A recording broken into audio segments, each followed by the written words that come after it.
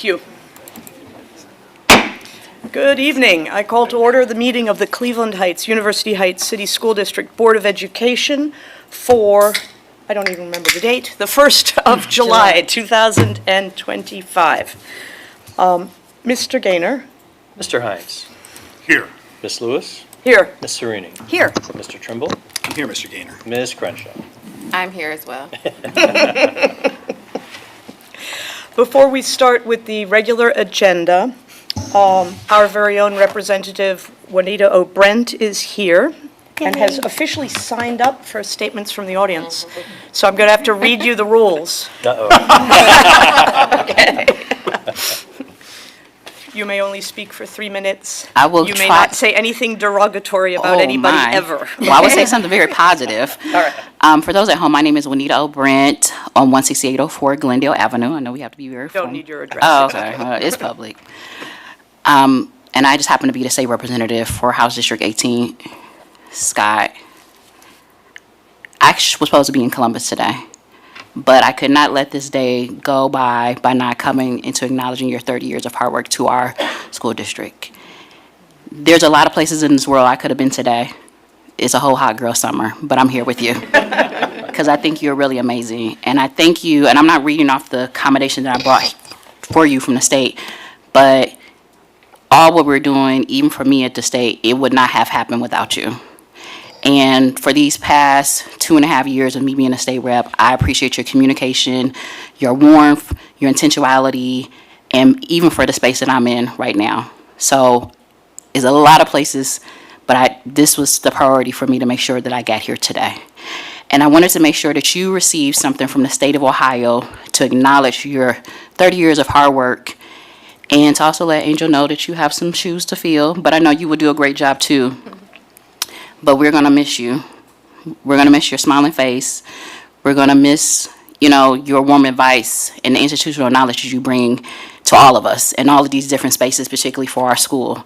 And I'm not sure what you're going to be doing with your time, but please remember us. And if you see something happening, make sure you throw us a bone. No, I And will. I wanted to make sure we present this. So I'm going to say this. It is with great pleasure that I commend you for your extraordinary career and the lasting impact you've made on the Cleveland Heights, University Heights. From Juanita O'Brent, State Representative for Ohio House District 18. I'm going to present it to you.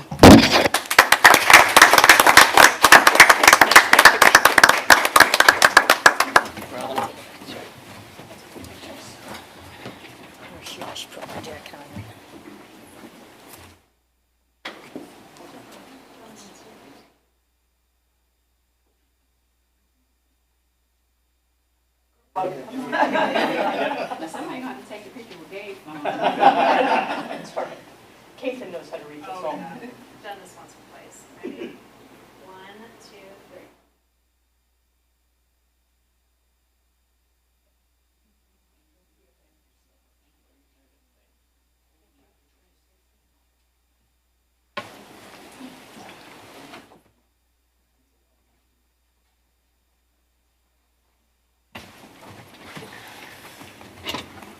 Thank you, Representative Brent. And now we will continue with our regular program, as they say, the agenda. I will entertain a motion to approve the consent agenda, please. I motion we consider the consent agenda. Second. Any discussion? Any questions? I feel like we should really grill Scott on Absolutely. Send him out in style. Well, the quarterly contracts, there are many of them this time round because we're getting queued up for the beginning of the school year, so they're more than usual.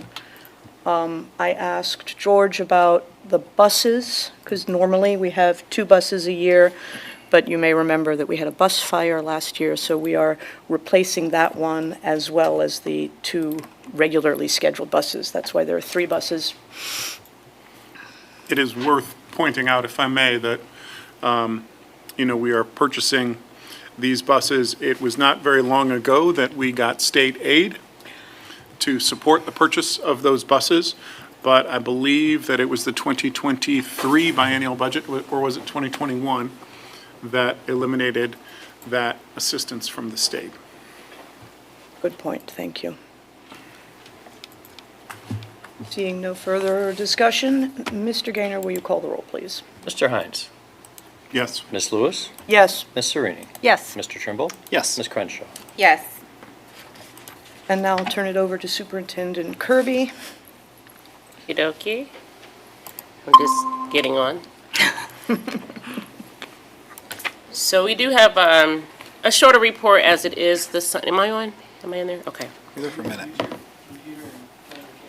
Okay, camera's off, computer, is that muted?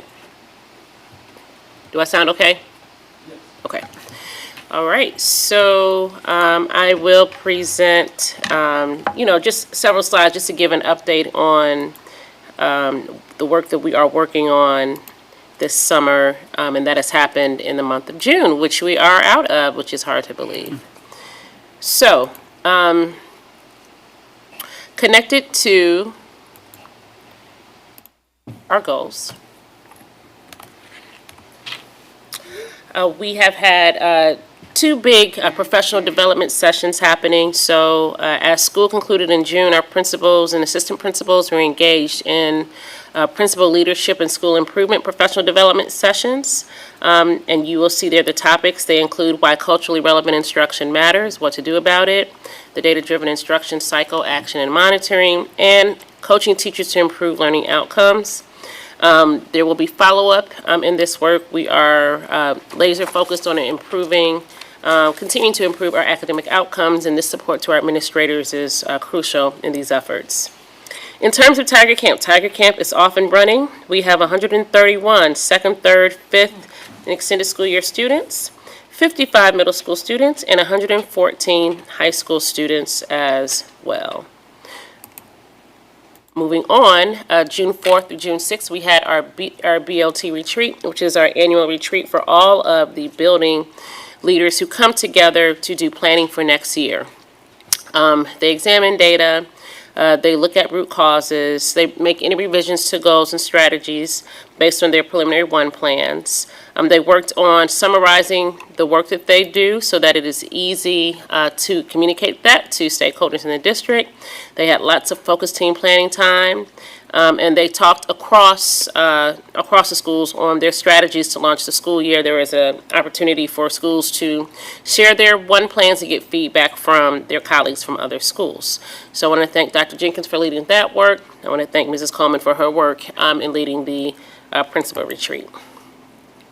Very excited to announce that we have launched a new website, and I hope you have had a chance to check it out. I Looks checked it really out today, nice. yeah. Yay, Kathan. Way to go, Jason. Yeah. Our supervisor of communications has been engaged in planning for over a year, actually, in this process, so it's wonderful to see it come to fruition. I am not going to play or press it here, but we do want to get feedback, and so just encourage people to check it out and provide feedback for this. But I just think that Kathan did a great job working with her team to make sure that this new website was sleek and modern and really told the story of the district. So thank you for that.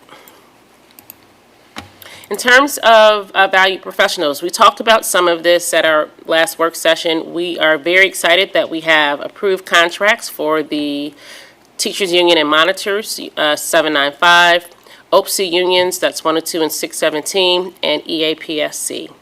We are also in our hiring season, so we have 90% of our certified positions open, and we have 25% of our classified positions open. My understanding is that those are, July and August are the big time to fill those, but we are definitely watching that. And just to remind everyone, we had lots of retirements this year, so we do have lots of openings. This was a very big retirement year, I think over 40 people, if not more, that retired this year. It's probably actually more than that. So great job to our HR department for getting us set up for a strong start to the school year. And then finally, just wanted to put on everyone's radar, we are having summer school graduation. That is August 15th. That will be at the high school. Our back-to-school resource fair is the very next day, so August 16th, Saturday from 11 to 1. And then we are going to be doing a district-wide kindergarten kickoff on Tuesday, August 16th, 5 to 6:30. We'll be sharing some more details about that soon because it's going to be different from last year as our partner, unfortunately, did lose their funding who normally does kindergarten kickoff for us. So we are going to still have the experience, but we're gonna have to modify it in order to make sure that we do give families information so they can have a strong start to kindergarten. May I ask, will it be at each individual building, or will it be a? We're thinking a big one, A yeah. big joint event? Yeah, Okay, for all thank you. the kindergarten families to come together. That's great. So that concludes my report. I will certainly take any questions. I don't- The 12th graders who are in summer school will be our summer graduating cohort, correct? Yes, correct, Wonderful. correct. Anything else? I would love to see that one-pager that was developed with the BLT Oh, those are per school. per school. Yeah. Okay. So I can ask, I'm not sure where they're housed, but I can Yeah, find out. I'd love to like, see for a that. stack of one-pagers. Yeah. We can make those available Yeah. for everyone. Yeah, that'd be They great. may want to, the teams will probably want to wait till we get back to Sure. refine, but Sure. we'll follow up on that. Liz, just a quick correction. I'm looking at this slide, and it says the kindergarten kickoff is Tuesday, August 16th, and the 16th is a Saturday because that's the day of the resource fair. Oh, So okay, is that a so we'll- 19th? Is that the week? The 12th. Okay, so it's before that. All right, thank you, Kathan. I was just making sure it was on my Thank you for calendar. that clarity. Yeah. We want to show up if we can. Right, exactly. I'm trying to put it in my phone, my calendar, and I'm like, wait, that's not the right date. Yep. The first day of school is the 20th. 20th. It's flying. Okay.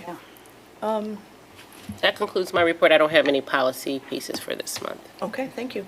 So, Mr. Gaynor, we'll turn it over to you for the very last three things. Final three things. Mercy. So after this morning's news, Yeah. I'm sure things have changed. Things have changed, yes. But we have, so I've tried to incorporate and had to pivot just a little bit here with the three things for this month.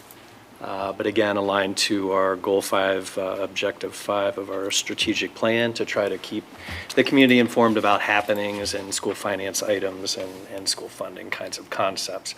So I changed the first thing to be, House Bill 96 was the biennial budget, the vetoes that happened just before midnight last night, and in particular, the ones that Malia sent around that really had to do with public education. So because my previous three things, the first thing was that 40% cap on cash carryover, to talk a little bit about that, even though that wouldn't necessarily have impacted us, it would have impacted a lot of districts. I think the last statistic I saw was over 200 in the state would have been impacted in some way. So we were glad to see that go away. We were glad to see, the provisions in terms of allowing, the county budget commission to reduce property taxes if they want to, even though, some of them still think they can do that, and as we've seen, try to do that.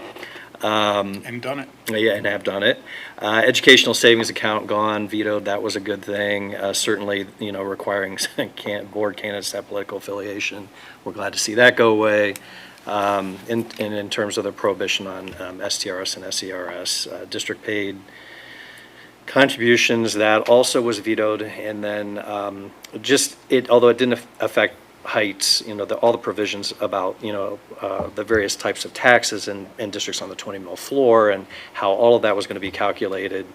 Again, not something that would have necessarily impacted us, but we're happy for all of our colleagues and districts and public education in general to see that go away as well. So a lot of vetoes. So I was pleasantly surprised. I really expected some of these things to remain. Not to say there still aren't bad things in the bill, but at least all of these things came out. So we're pretty happy about that. Anything else on that matter? All right. No, other than Scott, we probably can't expect to see some of these kind of rear their ugly heads again in separate bills, right? I would expect, that's probably right. Yeah. And, all that property tax reform was in 355 originally, and it just got pulled into the biennial budget bill, so I'm sure that, there will be additional bills, and the governor did say he wanted to have some committee for comprehensive property tax reform, so I'm sure that, it'll be interesting to see what comes of that. Yeah, it would be really interesting if there was somebody who had a deep, deep understanding, decades-long understanding I'm not even looking at you, Dan. I know where you're going. of school funding, who could be part of that governor's task force. Maybe someone with more time on their hands. Somebody who's Who got now some has time, the time perhaps some to time do to these fill. sorts of things, and his civic duty to help the whole Indeed. of Ohio's school districts. I can't imagine Yeah. who might nominate you, but Well, we'll see what happens with that. All right, so the second item I have here for three things, again, related to House Bill 96, was just that five-year forecast that no longer is a five-year forecast, now a three-year forecast. And even the timing of that has changed, in terms of, it used to be that we had to do that in November and in May, and now it is in August and February, and then, for 26, they're actually delaying that August 31st date to October 15th. So that'll be for Angel to work through what the new format of that looks like, if they change the format at all, or what that will be. But yes, there will be. And that lines a up change there. perfectly with all of the high points of the fiscal year. Not. Not in any way. I'm just looking at those dates going, but why would you pick, never mind. Okay. Not good for us or for schools. And just interesting that they want to get rid of, the long-term planning that, we never liked the fact that we had to do it and they didn't, but it's not a bad thing to have to do it. Everyone should have to do it. And so, it's just a strange thing. I'm not sure why they made the change they made there. And then the last item we have here is just the fair school funding component of House Bill 96. Just so this is on everyone's radar that, that the last version did maintain the Senate's version of the fair school funding plan. So, guarantees still at the 21 level. They, kind of fiddled with the DPIA calculation and put some other kinds of changes in there. So, no updates to the base cost inputs, but you see that for Cleveland Heights, University Heights, and again, this is ODEW simulation, so I would expect there will be some changes here, but in '26, we're going to see $700,000 less than what we received this year, and in '27, that number is $250,000 less than what we received in '25. So we gained some ground in year two, about $500,000, but still, overall, less funding than what would have been anticipated. And you'll remember from previous five-year forecasts, we estimated flat funding. So that's not where we ended up. So, again, I think this is one of those things where once we finally do get the actual numbers and the foundation payments, then Angel can actually, give a better and more detailed outlook on what that looks like for the revenue side. But not great. So, any Not other? as bad as it might have been. I know this is No. the wrong way to say it, but it's the classic, sort of take an arm, but give you back your finger sort of approach to things. Correct. Because we were worried that we might be short, over $6 million, But we depending still are. on various. But we still are, because we don't have they didn't fulfill the promise of the fair school funding, right? Correct. So Yeah. in that respect, we didn't. So we are we're still short We're still from short of what what the we full could have been if they implementation fully, would have been. yes, correct. Okay, all right. But And we remember- didn't lose the inside millage that was, that they were trying to get rid of, which was also in the $7 million range. And remember, they started our fair school funding, 14 million lower than they should have because of the vouchers that we had been Right, 'cause- losing money to Correct. when they implemented the first fair school funding phase-in. Agreed. Sigh. Okay. Yeah. Yeah. Oy. Good I just times, want to make good a quick times. comment that I know a lot of people in our community have been advocating for fair school funding and advocating against some of these bills and advocating with the governor for veto, and I want to thank everyone who has done that. because it's been a lot of work, and I think if that hadn't happened, a lot of this terrible stuff would have stayed in the bill. Yeah, Agreed. to me, what this budget process has been is a wake-up call to the quiet districts around the state.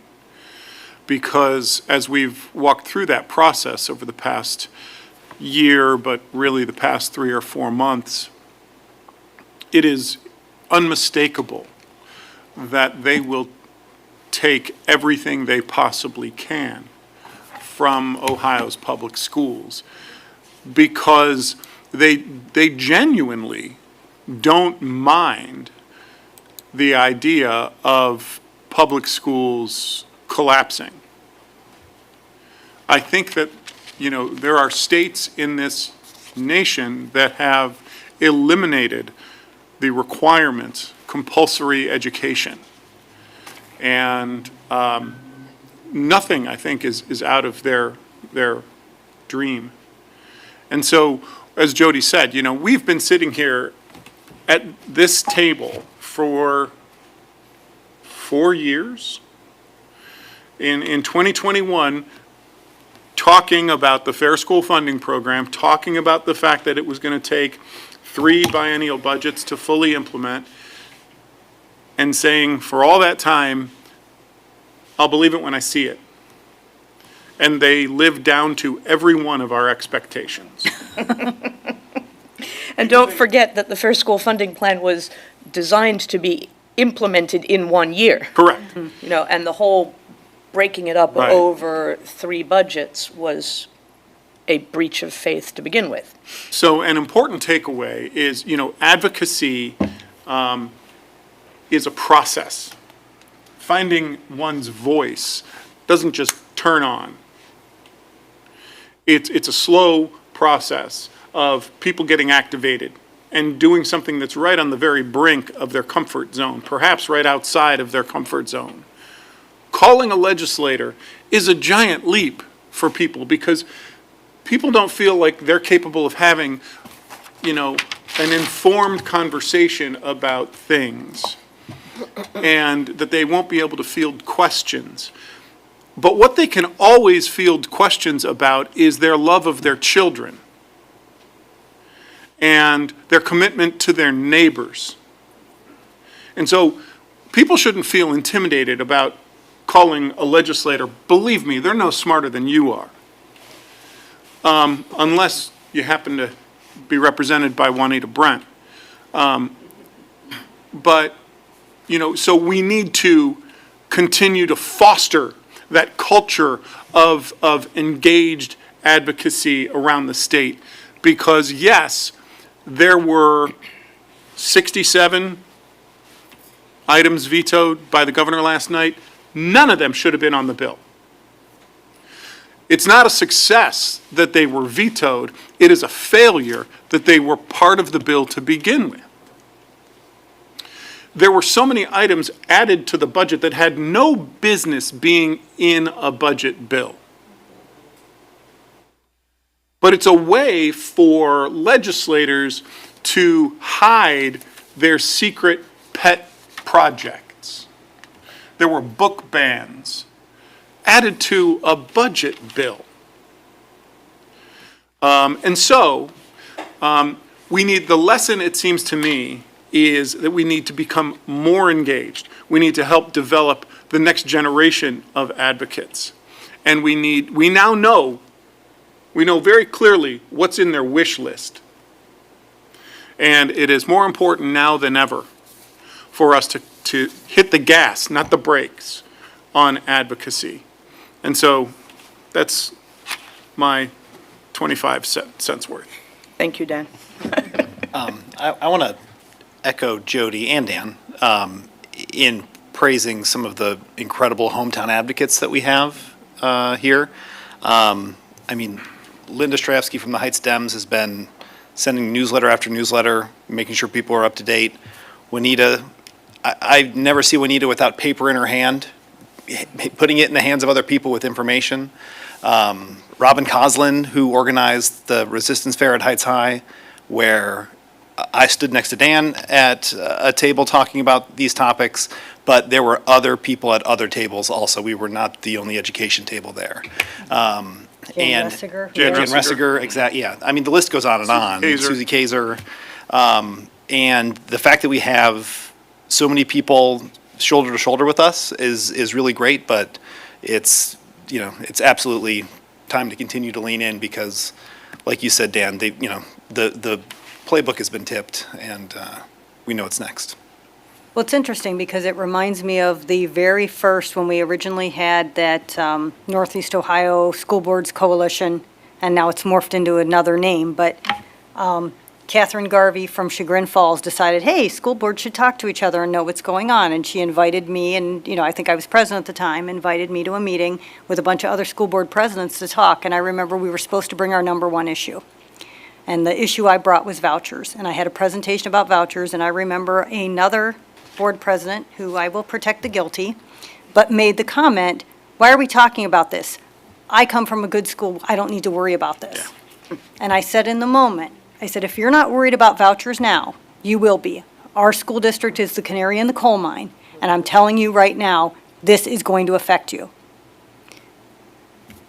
6 years later, Here we are. here we are. And, Conversation with a board member, a board president, a week and a half ago. yeah, The vouchers don't affect him. I'm like, oh, no, now They they affect know. everybody. Now they know they affect everybody. them. You There's don't. no doubt. No, this school district does, because I just talked to somebody from there. And, yeah, they were amazed. They were like, you were right. And sometimes you hate to be right, but, Well, and one of the reasons, I guess the reason why these things are added to the budget is so they can skirt around the yes. proper way. Absolutely, Of absolutely. doing, Slip it in. of producing, legislation, so, Well, if you present a bill, you actually have to hear testimony. yes. Yeah. If you throw something in at 2 a.m, you don't.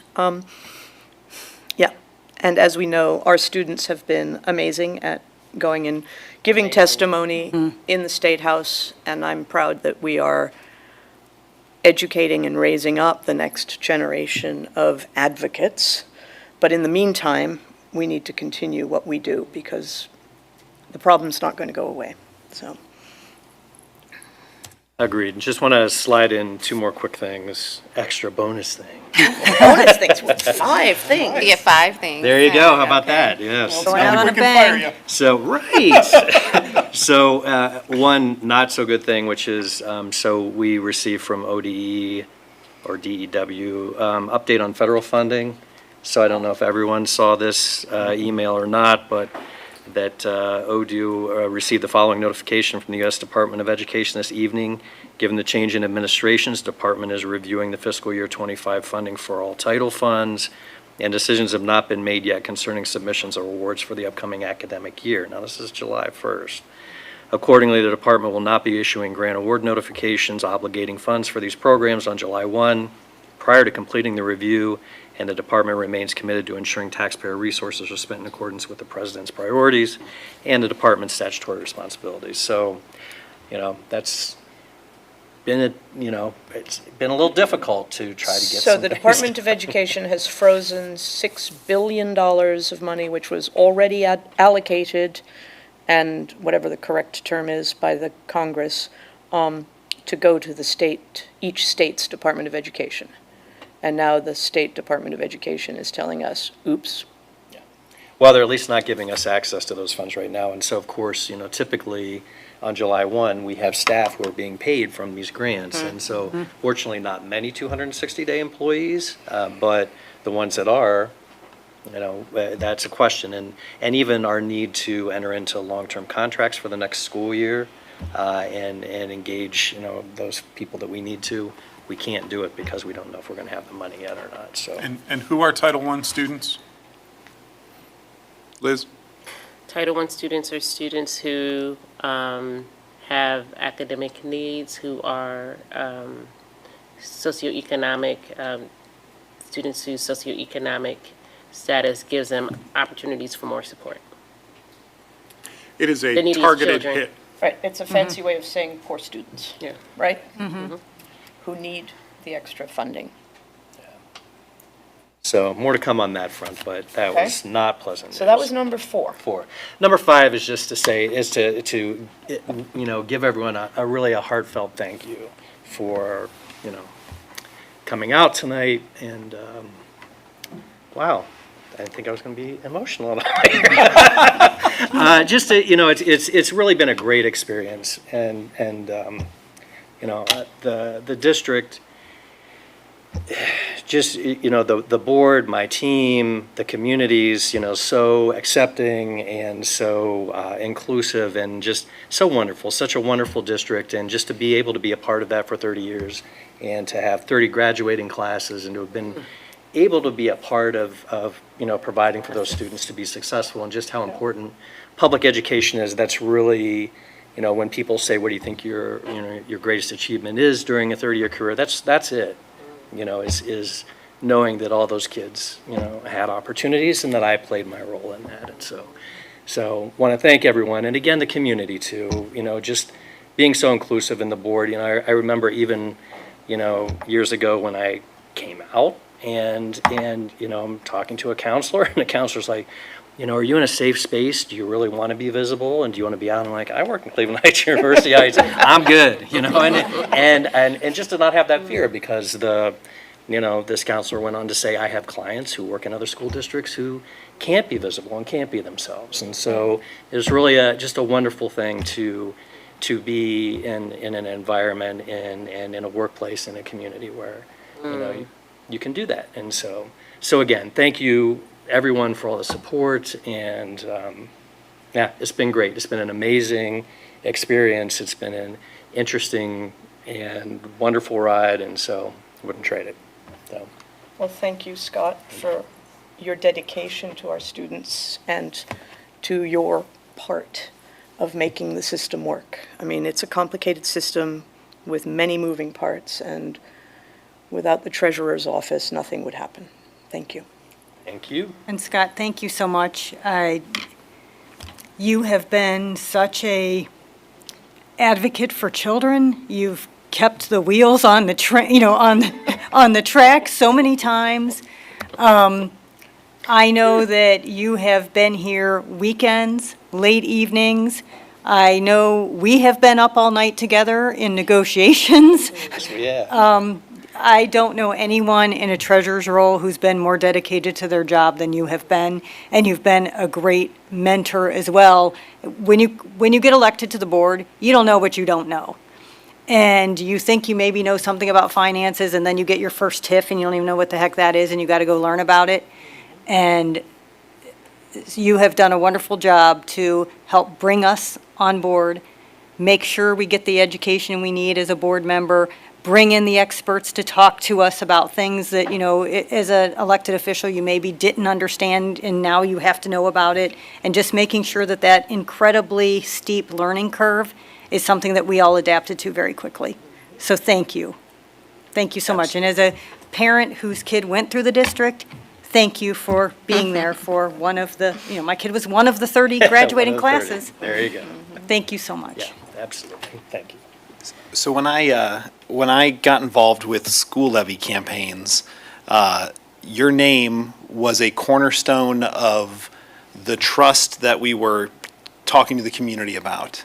And before I had talked to you or laid eyes on you, Scott, I was saying your name, walking around, talking to people in town, and singing your praises and accolades, because the awards that you've won and the way that you run the operation have provided a lot of trust as we would go out to the community and ask for people to make sacrifices to help the kids in the district.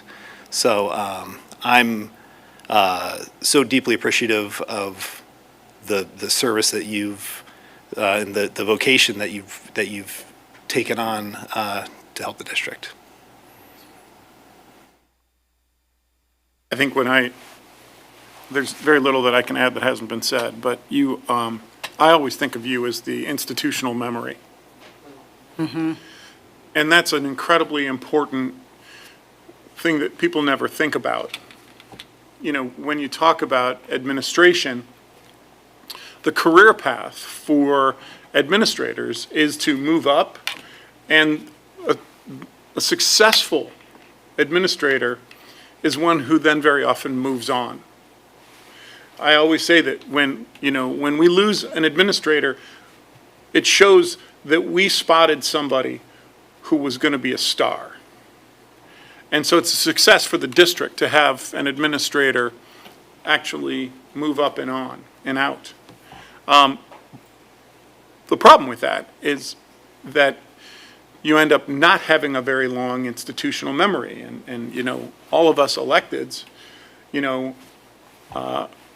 few of us have been around for 8 years. That's a drop in the bucket. But Scott has the institutional memory that he has shared with us that has guided so many of our current decisions. Because he can remember when we faced something similar. And so that he sort of has been a roadmap. What worked and what didn't work is a really important thing to know. Also, I think that I'm thrilled that my community was as comfortable for you to share your real life with. But I also think it's important to recognize that in your courage to do so, you helped begin the normalizing of that in the community and in the field. And for that, I thank you, because you have made this a better world. So bravo to you and Mark. I don't have much to add. Everyone has said such great, wonderful things, but I will be in touch to see where you all are selling the honey on the weekends. There we go. Absolutely. Corner of South Taylor. All over the place. Goodnor, is it? Yeah, on Yeah. Saturdays? You got it. I have something to say. I just want to thank Scott on behalf of the cabinet, and many of the members of cabinet are here. I want to thank you for your leadership, your model of excellence, your model of leadership. The sitting wisdom that you are always in the room. And to Dan's point, I can always ask, so how do we used to do this? Is this the first time this has happened before? It's so appreciated, and it's as this is your last meeting. Oh my God, now I'm getting emotional. Now, as this is your last meeting, it really underscores how much we are, and I'm going to miss that knowledge. But it's not just the knowledge, just your warm demeanor and your open approach that makes it okay to ask any question. Nothing is big or small.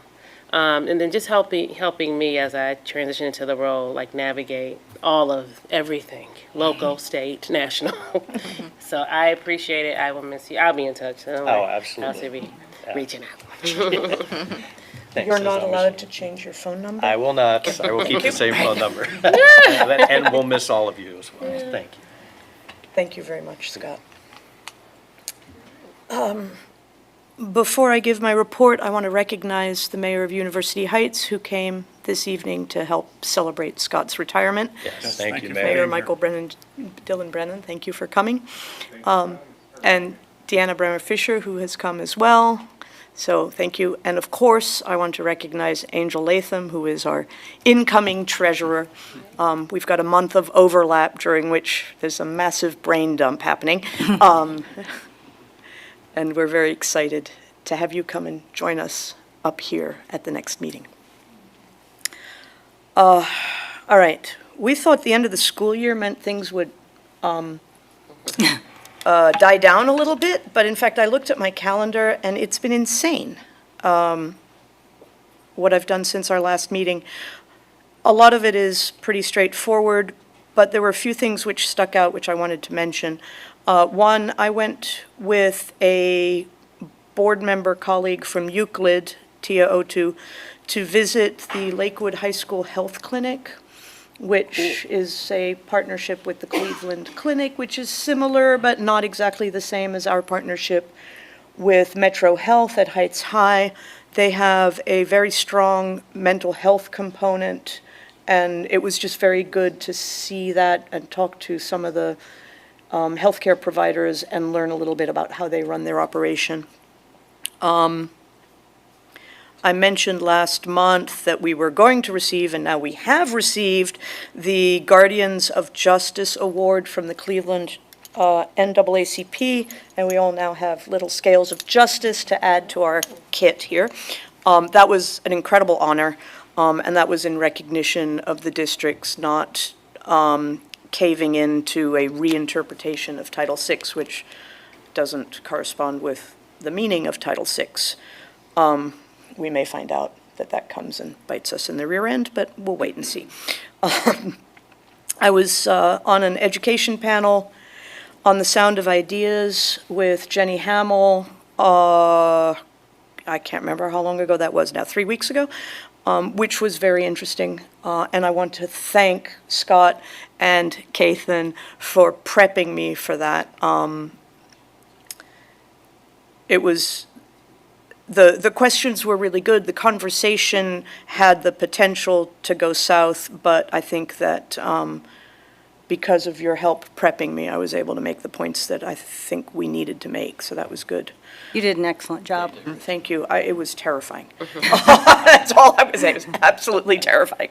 So it's a good thing it was on radio, because I had sheets all over in front of me with all my notes and things so that I would remember the numbers and not mess up. A bunch of us took shifts at the University Heights Juneteenth celebration on Saturday, the 21st. Okay, it wasn't the 19th, but close enough. We've had several fundraisers and public events. I was down in Columbus on the 25th, midweek, for the Rally for Education funding. And on my way back, I stopped in Akron to be on a panel hosted by the League of Women Voters, intended to explain what being a school board member entails and perhaps encourage people to run for school board. And that was really good. I was invited to speak at the Cleveland Heights Pride in the Heights event last Saturday, as was Representative Brent and Senator Kent Smith. And it was interesting how aligned we all were without having talked about it in advance, about, oh, we need to talk about the budget and school funding. And so those were the things that the people in attendance heard, and I hope that they were prompted to make a couple phone calls or send an email, because I think that hearing from individual community members can have a lot more impact than hearing from the same old, right? I mean, they hear from us all the time. And hearing from community members who are not normally as engaged in the advocacy, I think has a very important impact. And Sunday, I went to see the middle school shorts. There were 5 short films. God, those middle schoolers all have there was a lot of horror, film noir stuff going on in 3-minute increments. It was great. It was a lot of fun. And it was a lovely event at Cedar Lee. They got to see their films projected on the big screen. It was great. And then this morning, of course, I woke up to the news of the governor's line item vetoes. I'm happy that the things he vetoed were vetoed. I do worry that we're going to see a lot of bills coming up in the next session, reintroducing all these individual concepts intended to undermine public education. And we have to remain vigilant, because that's what we do. And that's all I have. Are there any committee reports? Not a committee report, but I just wanted to acknowledge that I was asked and went and spoke to the League of Women Voters at their Greater Cleveland Chapter annual meeting about 2 weeks ago, and I also was asked to speak on the subject of Title VI and the decision we made and how we came to it. And it was a delightful meeting, so if you ever get asked to go speak to the League of Women Voters, please do so, because it's a great group of people. And thank you, Paula, for the lovely introduction you gave for me. And you know, I really appreciate that the League comes and covers these meetings. And that they help engage normal citizens in a process that is otherwise very intimidating and intended to keep us out, right? Right. It's scary. Dealing with politicians and the whole process is intended to keep us out. So. And as I told them as I was closing, I said, thank you for what you do, because we need you more than ever right now. Anybody else? So, yeah, it's been a week for me. Yeah. So last week, we got very good news, obviously, about the Vouchers Hurt Ohio lawsuit, when Judge Page, in a summary judgment, which is a really important piece that people need to be aware of, both sides requested a summary judgment, which basically says, look, Judge, just look at what we've given you. We feel that you can decide this case without it even going on trial. Both sides said that. And of the 5 claims that Vouchers Hurt Ohio brought forth, Judge Page sided with taxpayers, students, and Ohioans by declaring Ed Choice vouchers unconstitutional. We won count 1, which is basically our demand that the Ohio Constitution establishes one system of common schools. And our argument is that by sending $1 billion a year to private schools, that is creating a second system of schools. Judge Page sided with us on that. Ed Choice vouchers are unconstitutional based on that. Count 2 is our case that vouchers are hurting public schools and public school students by taking money away from our classrooms and instead providing refunds or rebates to families, 90% of whom have never used public schools. We won that. Ed Choice vouchers are a violation of the Constitution for that reason as well. Count 4 says that, it is a charge that says that Ed Choice vouchers violate this language of Ohio's Constitution. And one of the things I love about Ohio's Constitution, I know, I get amped up about a good Constitution, is the real plain language. You don't have to be a lawyer or a PhD to understand the verbiage of the Ohio Constitution, where it says, quote, "No religious or other sect or sects shall ever have any exclusive right to or control of any part of the school funds of this state," end quote. Judge Page saw, and I cannot imagine any court on earth not deciding that sending $1 billion a year of taxpayer money to vouchers, 90+% of whom are religious schools. Clearly, that is a violation of the Ohio Constitution, and she declared, therefore, Ed Choice vouchers are unconstitutional. It is interesting that count 3, we didn't lose. Count 3, she simply said, we got to take that one to trial. Game on. And then our 5th count is basically saying it's the Ohio Constitution has an equal protection clause modeled very closely after the U.S. Constitution's equal protection clause. And she sided with the other side on that, but really didn't give much of an explanation as to why. And so we are eager to have that played out in the appeals court.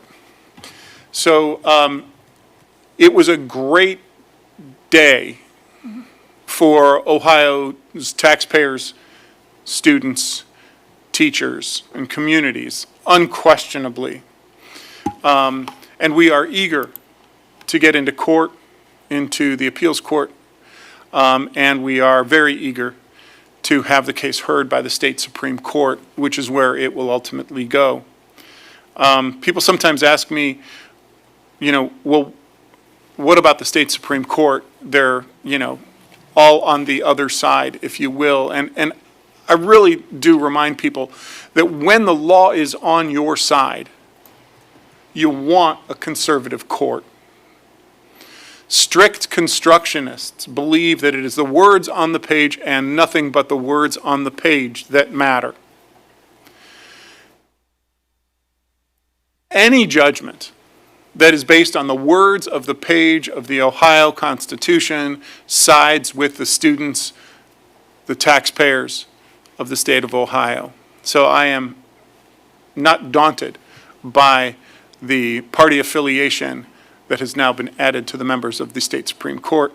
I am eager to have our day in front of them. So, but this is yet another example of, yes, this was just declared to be a violation of Ohio's Constitution in 3 very specific ways, and yet was the legislature deterred in any way, shape, or form?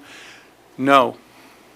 And it's full speed ahead for them, and so this is a fight that is worth continuing, and my pride in having Tiger Nation be the first plaintiff in this lawsuit grows every day.